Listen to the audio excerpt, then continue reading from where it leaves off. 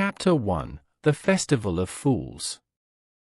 In the heart of Paris, the Grand Cathedral of Notre-Dame stood majestically, a symbol of the city's history, faith, and architectural grandeur. The year was 1482, and the city was abuzz with excitement for the Festival of Fools, a celebration marked by revelry, role reversal, and uninhibited merriment.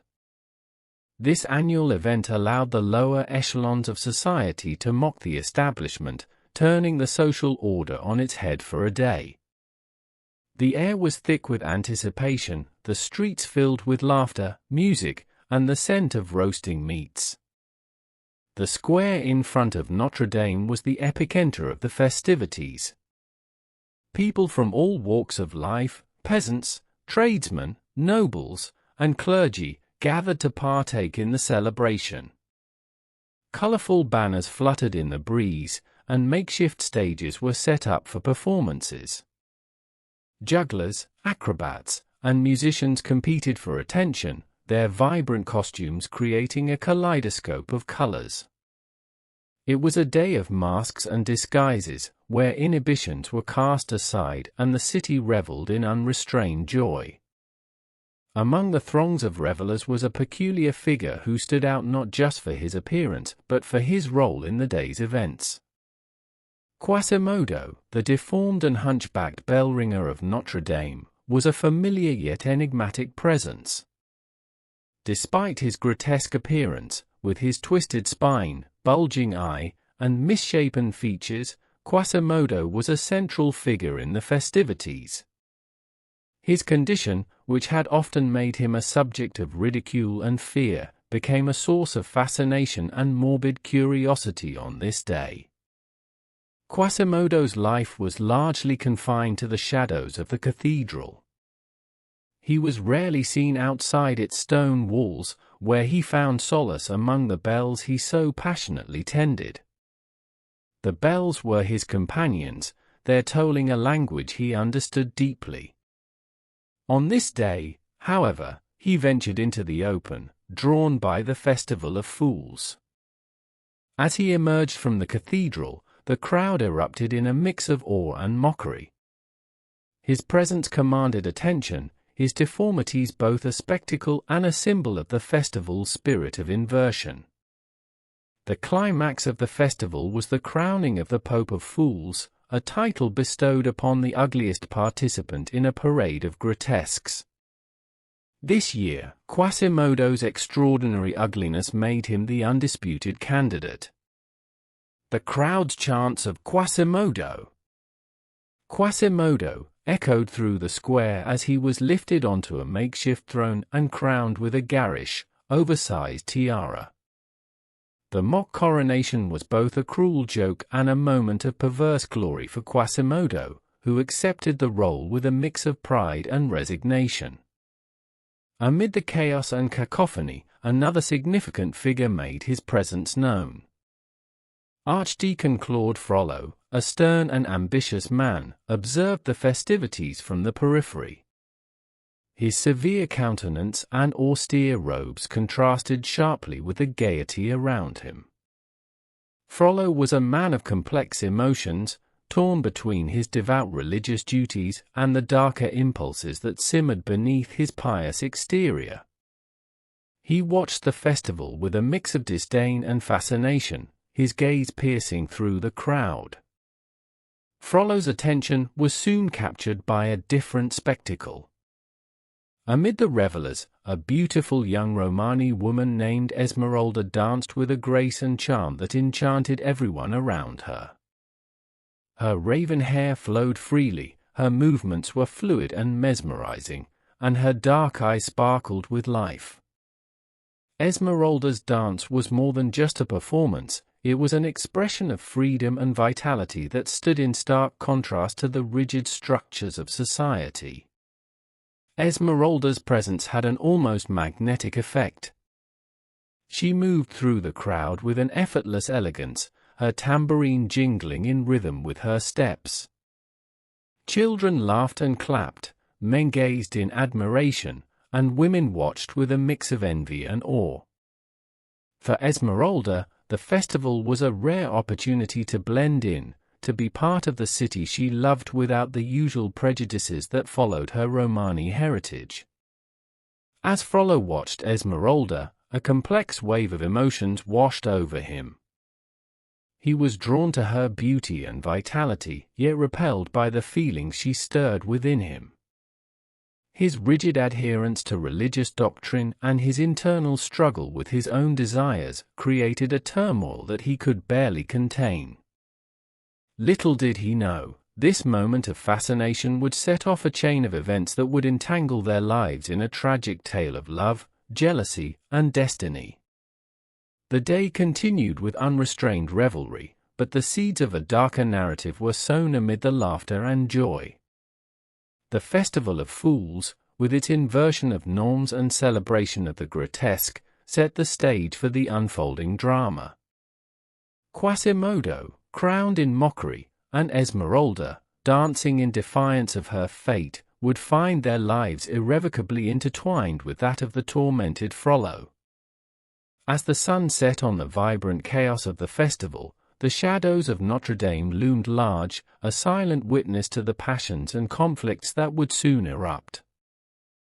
Chapter 2: Esmeralda and the Poet. Esmeralda's beauty and kindness touched many hearts, including that of a young poet named Pierre Gringoire. Homeless and penniless, Gringoire wandered the streets of Paris, his mind consumed by poetic dreams and the harsh reality of his destitution. He was a man of intellect and sensitivity, his soul yearning for inspiration and connection. One evening, as he roamed the bustling city, he stumbled upon a scene that would forever change his life. In the heart of the marketplace, surrounded by a captivated audience, Esmeralda performed her mesmerizing dance. Her every movement was an expression of grace and freedom, her tambourine ringing with a rhythm that seemed to echo the very heartbeat of Paris. The flickering torchlight played upon her features, highlighting her exotic beauty and the spirited energy that radiated from her. Gringoire, entranced, felt an immediate and profound connection to this enchanting creature. As the performance ended and the crowd dispersed, Gringoire found himself compelled to follow Esmeralda. She moved swiftly through the darkened alleys of Paris, her steps light and confident. The poet trailed her at a distance, his curiosity and admiration growing with each passing moment. Unbeknownst to him, he was not the only one interested in Esmeralda's whereabouts. A group of miscreants, lurking in the shadows, saw an opportunity to accost the beautiful dancer. The alleyways of Paris were perilous after dark, filled with thieves and cutthroats. Gringoire, unaware of the danger, continued his pursuit until he was suddenly surrounded by the gang. They brandished their knives and demanded money, mocking him for his poverty. Terrified and helpless, Gringoire prepared for the worst, when a commanding voice cut through the darkness. Esmeralda stepped forward, her eyes flashing with determination. She confronted the miscreants with a boldness that belied her delicate appearance. "Leave him be," she commanded, her voice steady and authoritative. The gang, taken aback by her fearlessness and recognizing her as a well-known figure in the area, hesitated. Reluctantly, they backed off, muttering curses under their breath as they disappeared into the night. Gringoire, overwhelmed with relief and gratitude, looked at Esmeralda with awe. "Thank you," he stammered, his voice shaking. "You saved my life." Esmeralda smiled gently, her eyes softening. "You should be more careful," she said. "The streets are dangerous at night." With that, she offered him shelter for the night, leading him to her modest quarters in the Court of Miracles, the hidden refuge of the marginalized and the outcasts of Paris. The Court of Miracles was a labyrinthine slum, a world within a world where the destitute found sanctuary and community. It was here that Esmeralda lived, among her fellow Romani, jugglers, beggars, and thieves. Gringoire was struck by the contrast between Esmeralda's radiant presence and the squalid surroundings. Despite the poverty and desperation that permeated the Court of Miracles, there was a sense of camaraderie and resilience among its inhabitants. Esmeralda, in particular, seemed to embody a spirit of hope and defiance against the harshness of their reality. As the night wore on, Gringoire and Esmeralda talked. He learned about her life, her struggles, and her dreams. Esmeralda spoke of her longing for freedom and acceptance, her love for her pet goat Charlie, and her hope to one day find her mother, from whom she had been separated as a child.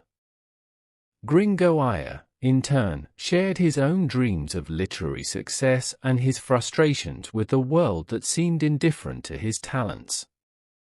Moved by her kindness and captivated by her beauty, Gringoire felt a surge of affection for Esmeralda. In a moment of impulsive gratitude, he proposed marriage to her, offering her his name and protection. Esmeralda, understanding his intentions but remaining emotionally distant, accepted his proposal to protect him from further harm. For her, the marriage was a practical arrangement, a means to an end in the harsh reality of their world. Meanwhile, in the shadowy recesses of Notre-Dame, Claude Frollo's obsession with Esmeralda grew. The Archdeacon's encounter with the young Romani dancer during the Festival of Fools had ignited a fire within him that he struggled to control. His internal conflict between his devout religious duties and his forbidden desires became increasingly intense. Frollo, a man of immense intellect and strict moral code, found himself ensnared by emotions he had long suppressed. Frollo's fascination with Esmeralda transformed into a dangerous fixation. He watched her from afar, his thoughts consumed by her image. He rationalized his feelings as a test of his faith, a challenge to his resolve, but the truth was far darker. The Archdeacon's desire for Esmeralda led him down a path of jealousy and madness, setting the stage for a series of tragic events. Esmeralda's kindness towards Gringoire and her compassionate nature continued to endear her to those around her. However, the web of fate was tightening, and the forces of obsession and ambition were closing in. The city of Paris, with its vibrant streets and towering cathedral, was a silent witness to the unfolding drama. The intertwined lives of Esmeralda, Gringoire, and Frollo would soon be tested by the trials of love, jealousy, and destiny, as the shadow of Notre Dame loomed ever larger over their fates. As dawn approached, Esmeralda and Gringoire's unlikely union marked the beginning of a complex relationship, one built on gratitude and necessity rather than passion. Their paths, now joined, would navigate the treacherous landscape of medieval Paris, where the line between salvation and damnation was often blurred. The Festival of Fools had ended, but the echoes of its chaos and revelry lingered, heralding the storm that was yet to come. Chapter 3: Quasimodo's Devotion. Quasimodo, the bell-ringer of Notre-Dame, lived a life of isolation and hardship. His grotesque appearance, marked by a hunched back, distorted features, and a single, bulging eye, made him an object of fear and ridicule among the people of Paris. Yet, beneath his deformities lay a heart capable of profound love and loyalty. Despite the cruel treatment he endured from the outside world, Quasimodo harbored a deep affection for Esmeralda, the beautiful Romani dancer who had shown him an unexpected kindness. Quasimodo's devotion to Esmeralda began on the day of the Festival of Fools. Crowned as the Pope of Fools for his extraordinary ugliness, he experienced a rare moment of twisted glory amidst the mocking cheers of the crowd. Amidst the jeers and laughter, Esmeralda's compassionate gesture of offering him water during his public punishment left an indelible mark on his heart. Her kindness was a beacon of light in his dark and solitary existence, sparking an unwavering loyalty within him. One night, under the sinister orders of Claude Frollo, Quasimodo found himself on a mission that conflicted deeply with his feelings. Frollo, driven by his obsessive desire for Esmeralda, commanded Quasimodo to kidnap her. The Archdeacon's twisted logic convinced him that if he could not possess Esmeralda, he could at least control her fate. Despite his reluctance, Quasimodo could not disobey the man who had raised him and given him shelter within the walls of Notre-Dame. The plan was set in motion. Under the cover of darkness, Quasimodo crept through the winding streets of Paris, his heart heavy with dread and confusion. He knew what he was about to do was wrong, but his loyalty to Frollo and his own love for Esmeralda created a storm of conflicting emotions within him. As he approached Esmeralda's quarters in the Court of Miracles, his steps faltered. The sight of her sleeping peacefully, bathed in the soft glow of the moonlight, intensified his inner turmoil. Just as Quasimodo was about to carry out Frollo's orders, a figure emerged from the shadows. Captain Phoebus de Châteaupers, a gallant and charming soldier, had been patrolling the area. Drawn by the sounds of the struggle, Phoebus intervened, his sword flashing in the moonlight. A fierce confrontation ensued, with Quasimodo using his immense strength to fend off the soldiers' attacks. However, the battle was uneven. Quasimodo's brute force was no match for Phoebus's skill and agility. Phoebus managed to subdue Quasimodo, rescuing Esmeralda in the process. As the hunchback lay defeated and bound, the captain's gaze softened as he looked at Esmeralda, her eyes wide with fear and gratitude. The encounter left a profound impact on both Esmeralda and Phoebus, marking the beginning of a complex and tumultuous relationship. For Quasimodo, it was a moment of bitter failure and humiliation, compounded by the realization that his actions had caused distress to the woman he adored. Captured and shackled, Quasimodo was dragged through the streets of Paris, his fate sealed by the unforgiving justice of the time. He was sentenced to be publicly flogged in the Place de Grève, a punishment designed to serve as both retribution and a spectacle for the masses. The crowd gathered eagerly, their cruel anticipation palpable as they awaited the sight of the hunchback's suffering. Quasimodo endured the brutal whipping in stoic silence, his body racked with pain but his spirit unbroken. Each lash of the whip was a testament to the cruelty of a world that had never shown him mercy. As the punishment continued, his parched lips and fevered brow betrayed his physical agony. It was in this moment of utter desolation that a figure emerged from the crowd, her presence a stark contrast to the surrounding hostility. Esmeralda, moved by compassion and a sense of justice, approached the scaffold where Quasimodo was bound. Ignoring the jeers and protests of the onlookers, she climbed up and offered him a drink of water. The simple act of kindness, given freely and without hesitation, was a lifeline to Quasimodo. Her touch was gentle, her gaze filled with empathy and understanding. In that moment, Quasimodo felt a profound connection to Esmeralda, a bond forged in the fires of suffering and compassion. The crowd fell silent, their cruelty momentarily tempered by Esmeralda's bravery. Quasimodo, his heart swelling with gratitude and love, looked at Esmeralda with an expression that conveyed more than words ever could. Her act of mercy left an indelible impression on his soul, deepening his devotion to her. From that day forward, Quasimodo's loyalty to Esmeralda grew stronger, transcending the boundaries of his physical form and societal constraints. Despite the impossibility of his feelings being reciprocated, Quasimodo's love for Esmeralda became the driving force of his existence. He watched over her from the shadows, his every action guided by a desire to protect and serve her. The bells of Notre-Dame, once his only companions, now rang with a new purpose, their tolling a testament to his enduring devotion. Quasimodo's heart, though scarred by years of rejection and pain, found solace in the knowledge that he could still offer Esmeralda his loyalty and unwavering support. As Esmeralda continued to navigate the dangers and uncertainties of her life, she remained unaware of the depth of Quasimodo's feelings.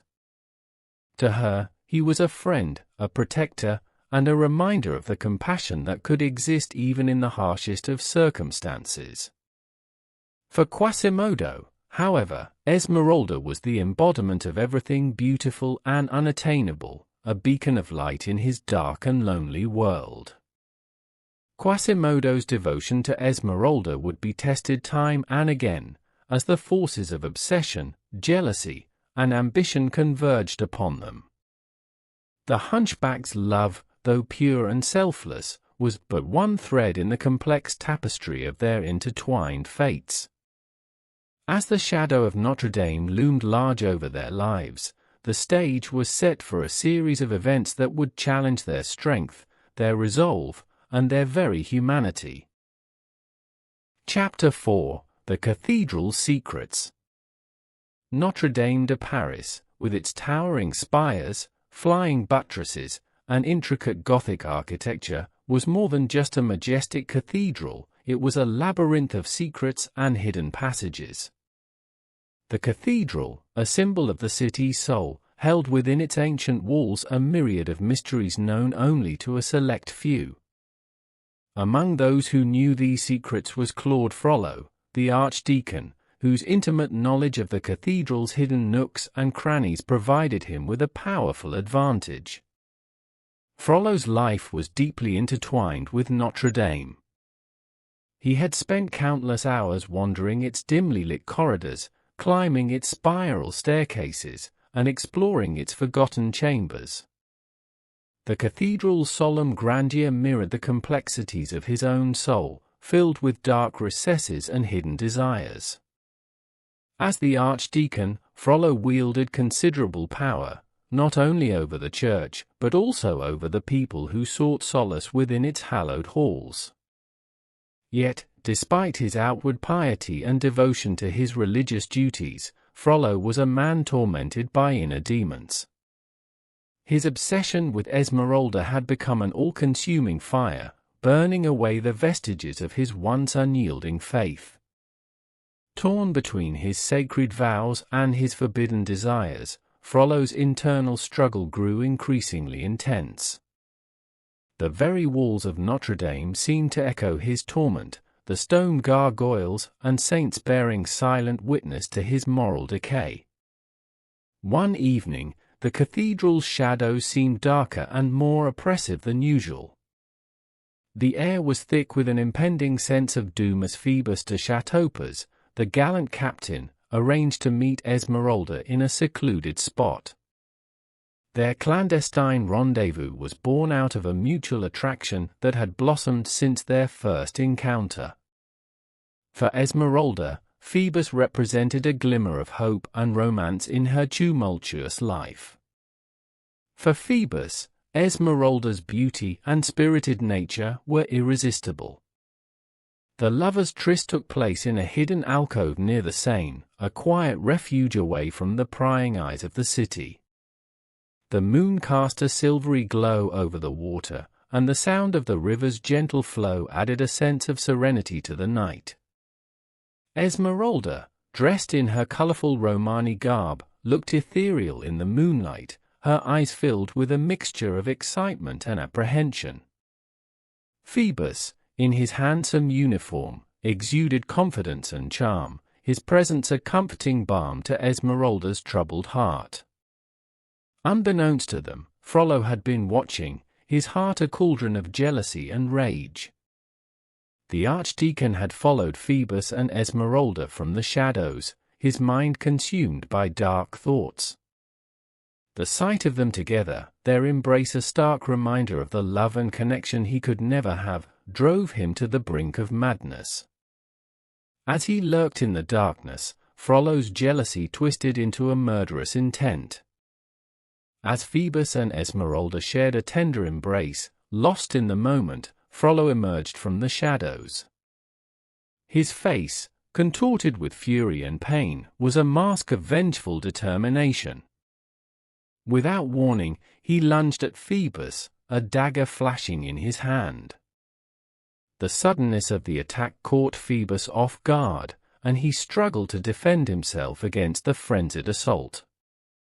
The blade found its mark, stabbing deep into Phoebus's side. With a cry of pain, the captain fell to the ground, his blood staining the cobblestones. Esmeralda screamed in horror, her eyes wide with shock and disbelief. She knelt beside Phoebus, her hands trembling as she tried to staunch the flow of blood. Frollo, realizing the gravity of his actions, fled the scene, his mind reeling with the enormity of his crime. The Archdeacon disappeared into the labyrinthine passages of Notre-Dame, the cathedral's shadows swallowing him whole. Left alone with Phoebus's lifeless body, Esmeralda was overcome with grief and despair. The man who had shown her kindness and affection now lay dying before her, and there was nothing she could do to save him. Her cries for help echoed through the deserted streets, but it was not long before the authorities arrived, drawn by the commotion. Esmeralda, covered in Phoebus's blood and clutching the dagger, was immediately arrested. The charge of witchcraft and attempted murder was swiftly brought against her, a convenient scapegoat for a crime she did not commit. The public's fear and superstition regarding the Romani people, combined with Frollo's influential position, ensured that Esmeralda's fate was sealed. She was taken to the dungeons, her heart heavy with sorrow and fear, the prospect of a fair trial a distant hope. In the days that followed, Frollo's torment deepened.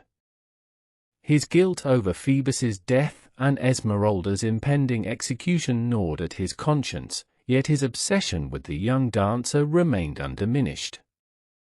He wandered the cathedral's hidden passages, seeking solace in its ancient stones, but found none. The secrets of Notre-Dame, once a source of power and control, had become a prison for his tortured soul. Quasimodo, too, was affected by these events. His love for Esmeralda had grown since the day she showed him compassion, and he watched helplessly as the woman he adored was wrongfully imprisoned. The hunchback's devotion to Esmeralda fueled his resolve to protect her, even as the forces of jealousy, obsession, and injustice closed in around them. Notre-Dame stood as a silent sentinel over the unfolding drama, its spires reaching towards the heavens, while its hidden passages harbored the darkest secrets of those who sought refuge within its walls. The cathedral, a symbol of faith and redemption, was now entwined in a tale of love, betrayal, and tragedy. As Esmeralda awaited her fate, the stage was set for a final confrontation that would test the limits of devotion, mercy, and justice. The cathedral's secrets, once a source of power for Frollo, had become a web of deceit and darkness, ensnaring all who dared to tread its shadowy corridors. The path to redemption and justice was fraught with peril, and the hearts of those involved were forever changed by the events that transpired within and around the hallowed halls of Notre-Dame. Chapter 5: Trial and Imprisonment. Esmeralda's trial was a mockery of justice, a spectacle fueled by superstition, prejudice, and the manipulative machinations of Claude Frollo. The court, swayed by the Archdeacon's influence and the public's fear of the Romani people, quickly found her guilty of witchcraft and attempted murder. Despite her impassioned pleas of innocence and the lack of concrete evidence against her, Esmeralda's fate was sealed. The courtroom, with its dimly lit chambers and austere atmosphere, served as a stage for the unfolding tragedy. Esmeralda stood before her accusers, her eyes filled with defiance and despair. The judge, a stern figure of authority, pronounced the verdict with a cold detachment that sent a chill through the assembled crowd. The sentence was death by hanging, a punishment reserved for the most heinous crimes. As the weight of her impending execution settled upon her, Esmeralda's thoughts turned to Phoebus, the man she had loved and lost. The memory of his gentle touch and warm smile lingered in her mind, a bittersweet reminder of the happiness she had once known. Yet, even in the face of death, Esmeralda remained resolute, her spirit unbroken by the injustices that surrounded her. In the aftermath of the trial, Esmeralda was taken to a dark and dank cell, her only companions the cold stone walls and the haunting echoes of her own thoughts. The days stretched into weeks, each passing moment a cruel reminder of the life she had lost. Her imprisonment was a testament to the fragility of freedom and the arbitrary nature of justice in a world ruled by fear and prejudice. Meanwhile, outside the walls of the prison, the city of Paris buzzed with rumors and speculation about Esmeralda's fate. Some saw her as a witch, a dangerous temptress whose beauty masked a malevolent power. Others viewed her as a victim, a scapegoat for the sins of a society steeped in ignorance and fear. Yet, amidst the chaos and confusion, there were those who believed in her innocence, who saw in her plight a reflection of their own struggles against oppression and tyranny. Among those who stood by Esmeralda's side was Quasimodo, the hunchbacked bell-ringer of Notre-Dame. His love for Esmeralda burned bright despite the darkness that surrounded them, his loyalty unwavering in the face of adversity. As he watched helplessly from the shadows, his heart ached with longing and despair. He knew that he could not stand idly by while the woman he loved faced her doom. Driven by a desperate need to save Esmeralda from her unjust fate, Quasimodo devised a daring plan. Drawing upon his intimate knowledge of the cathedral's hidden passages and secret chambers, he resolved to rescue her from the clutches of the law. It was a risky gambit, fraught with danger and uncertainty, but Quasimodo was willing to risk everything for the chance to set Esmeralda free. As the night descended upon Paris, Quasimodo set his plan into motion. With the stealth of a shadow and the strength of a lion, he made his way through the labyrinthine corridors of Notre-Dame, his heart pounding with anticipation. The cathedral, with its towering spires and solemn silence, seemed to offer both sanctuary and salvation to those who sought refuge within its walls. Upon reaching Esmeralda's prison cell, Quasimodo wasted no time in breaking through the bars and freeing her from her chains. With a gentle touch and a whispered vow of devotion, he led her through the darkened passages of the cathedral, their footsteps echoing in the silence of the night. As they reached the sanctuary of Notre-Dame's nave, Quasimodo raised his voice in a triumphant declaration. Sanctuary! The ancient rite of sanctuary, rooted in centuries of tradition and religious doctrine, meant that as long as Esmeralda remained within the confines of the cathedral, she was safe from the reach of the law. It was a last desperate bid for freedom, a defiant stand against the forces of injustice and oppression that threatened to consume them both. As dawn broke over the city of Paris, Quasimodo and Esmeralda stood together in the sanctuary of Notre-Dame, their hearts filled with hope and defiance. The cathedral, with its towering spires and timeless beauty, bore witness to their courage and determination. Though the world outside remained fraught with danger and uncertainty, within the hallowed halls of Notre Dame, they found a fleeting moment of peace and sanctuary amidst the storm. Chapter 6: The Sanctuary of Notre Dame. Within the hallowed halls of Notre Dame, Esmeralda found temporary refuge from the storms of the outside world. Protected by the towering spires and ancient stones of the cathedral, she sought solace in the sanctuary provided by Quasimodo, the hunchbacked bell-ringer whose loyalty and devotion knew no bounds. Despite his fearsome appearance, Quasimodo's gentle heart and caring nature provided Esmeralda with a sense of security in the midst of uncertainty. Quasimodo, his love for Esmeralda burning bright, spared no effort in ensuring her comfort and well-being. He brought her food, water, and anything else she needed, his every action a testament to his unwavering devotion. Despite the hardships they faced, there was a quiet companionship between them, forged in the crucible of adversity. Esmeralda, touched by Quasimodo's kindness, found herself drawn to the gentle giant who had risked everything to save her. As the days passed, Esmeralda's presence within the cathedral became a source of contention and conflict. While Quasimodo saw her as a symbol of hope and redemption, others viewed her as a threat to their way of life. Claude Frollo, consumed by his obsession with Esmeralda, saw her sanctuary as a temporary respite from his relentless pursuit.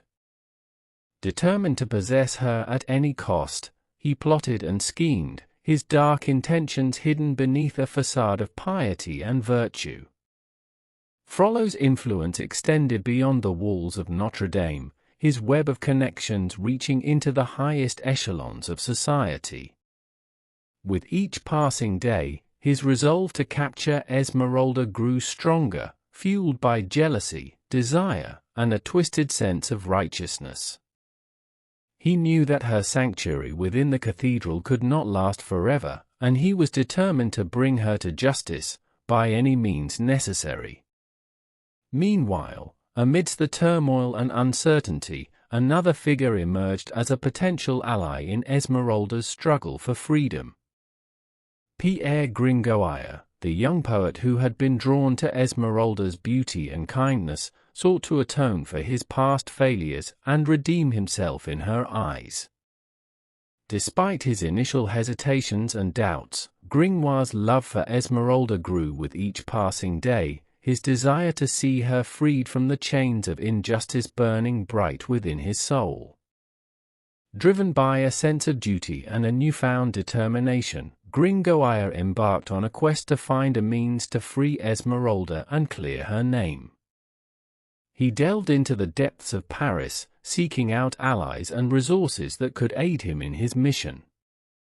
Along the way, he encountered a motley crew of characters, each with their own agendas and ambitions. Together, they formed an unlikely alliance, united by a common goal, to bring about justice for Esmeralda and to thwart Frollo's sinister plans. As tensions within the city reached a boiling point, the fate of Esmeralda hung in the balance.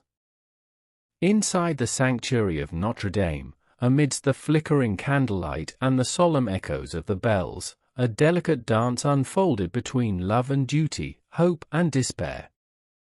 Quasimodo, with his steadfast devotion, stood as a beacon of light in the darkness, his love for Esmeralda a guiding force in their shared struggle against the forces of oppression and tyranny. Yet, even within the sanctuary of Notre Dame, the shadows of doubt and fear lingered. The cathedral, with its towering spires and ancient mysteries, held within its embrace the secrets of centuries past. As Esmeralda and her allies prepared to confront their destinies, the stage was set for a final showdown that would test the limits of courage, loyalty, and love. The sanctuary of Notre Dame, with its sacred beauty and timeless grace, bore witness to the unfolding drama, its silent walls echoing with the voices of the past and the hopes of the future. Within its hallowed halls, Esmeralda and her companions found strength and solace, drawing upon the resilience of the human spirit to defy the odds and carve out a path towards redemption.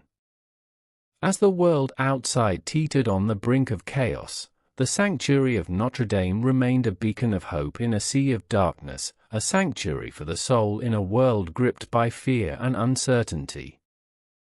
Chapter 7: The Attack on Notre-Dame. Tensions in Paris reached a fever pitch as word spread like wildfire about Esmeralda's sanctuary within the sacred walls of Notre-Dame. The city was a powder keg of fear, anger, and resentment, fueled by superstition, prejudice, and the relentless pursuit of justice, or vengeance. The people, driven by a potent mix of emotions, demanded retribution for the perceived crimes of the Romani woman who had sought refuge in the cathedral's embrace. A seething mob gathered outside the grand doors of Notre-Dame, their voices raised in a cacophony of fury and indignation. Pitchforks and torches held aloft, they clamored for blood, their eyes wild with righteous fervor. To them, Esmeralda was a witch, a temptress, a threat to the very fabric of their society. Their cries for justice were deafening, drowning out reason and compassion in a tide of collective hysteria. Inside the cathedral, Quasimodo stood as the last line of defense between Esmeralda and the wrath of the mob. Armed with his intimate knowledge of Notre-Dame's labyrinthine passages and fortified by his immense strength, he prepared to do whatever it took to protect the woman he loved. His heart pounded with a mixture of fear and determination, his every sinew poised for the inevitable onslaught. As the mob surged forward, intent on storming the sanctuary of Notre-Dame, Quasimodo sprang into action. He unleashed a barrage of defenses, using everything at his disposal to repel the intruders. Boiling oil rained down from the parapets, scalding those foolish enough to venture too close. Massive stones, dislodged from the cathedral's ancient walls, crashed down upon the heads of the attackers, scattering them like leaves in the wind. But the mob was relentless, their fervor undiminished by Quasimodo's fierce resistance. They pressed forward with a savage determination, driven by a singular desire to seize Esmeralda and deliver her to the merciless hand of justice. The air was thick with the stench of sweat and blood, the sounds of battle echoing through the vaulted halls of Notre-Dame. Quasimodo fought with a desperate ferocity, his every blow a testament to his unwavering love for Esmeralda. Despite the overwhelming odds stacked against him, he refused to yield, his spirit unbroken by the chaos and carnage that surrounded him. Each moment was a struggle, each breath a victory snatched from the jaws of defeat. Amidst the chaos and confusion, Claude Frollo saw his opportunity to reclaim Esmeralda and fulfill his twisted desires. With a cold determination born of obsession, he wove his way through the throngs of battling combatants, his eyes fixed on his elusive prey. His mind was a whirlwind of conflicting emotions, jealousy, desire, righteous indignation, but above all, there burned a singular, unrelenting need to possess Esmeralda at any cost. In a climactic confrontation, Quasimodo and Frollo faced off amidst the chaos of battle. Their eyes locked in a silent struggle, each man a reflection of the other's inner turmoil. Quasimodo, fueled by his love for Esmeralda and his unwavering sense of duty, confronted Frollo with a fierce determination that belied his grotesque appearance. Frollo, driven by his obsession and consumed by his own desires, saw in Quasimodo's defiance a threat to everything he held dear. As the battle raged on, Quasimodo caught a glimpse of Frollo's true nature, the depths of his treachery laid bare for all to see. In that moment of clarity, Quasimodo realized the extent of Frollo's betrayal, the depths of his depravity. With a roar of defiance, he confronted his tormentor, his every blow a testament to the strength of his resolve. The clash between Quasimodo and Frollo was a battle not just of flesh and bone, but of ideals and principles. It was a struggle for the soul of Notre Dame itself, a test of courage, loyalty, and love. And as the dust settled and the echoes of battle faded into silence, the fate of Esmeralda hung in the balance, her future uncertain amidst the wreckage of a city consumed by madness and despair.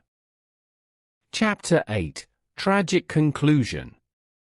The battle for the sanctuary of Notre Dame raged on, a tempest of fury and despair that swept through the ancient cathedral like a storm. Despite Quasimodo's valiant efforts to defend Esmeralda, the mob's relentless onslaught proved too much to withstand. The sanctuary was breached, and Esmeralda, the object of so much fear and hatred, was torn from the safety of Notre Dame's embrace. Quasimodo, his heart heavy with grief and despair, could do nothing but watch helplessly as Esmeralda was dragged away to face her fate. His every instinct screamed for him to intervene, to fight tooth and nail to save the woman he loved, but he was powerless against the tide of fate that had swept them all into its merciless grasp.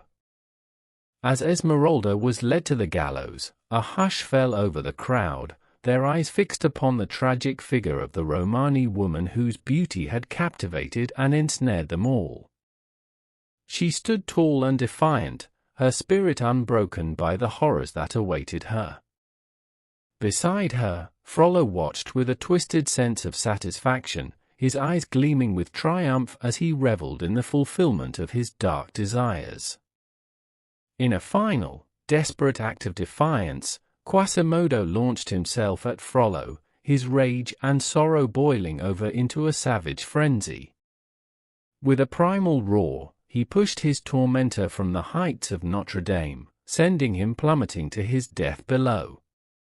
It was a moment of cathartic release, a fleeting glimpse of justice in a world tainted by cruelty and injustice. But even as Frollo met his end, the damage had been done. Esmeralda's fate was sealed, her life sacrificed upon the altar of fear and prejudice. Quasimodo, broken-hearted and bereft, retreated into the shadows of Notre Dame, his spirit shattered by the weight of his grief. He disappeared from sight, his fate left unknown to those who had witnessed the tragic events that had unfolded within the cathedral's sacred walls. Esmeralda's death marked the tragic conclusion of a tale filled with love, obsession, and betrayal. Her memory would live on in the hearts of those who had known her, a beacon of hope in a world consumed by darkness. And Notre Dame, with its towering spires and silent corridors, stood as a silent witness to the events that had transpired within its ancient walls, a monument to the enduring nature of human passion and the inexorable march of time.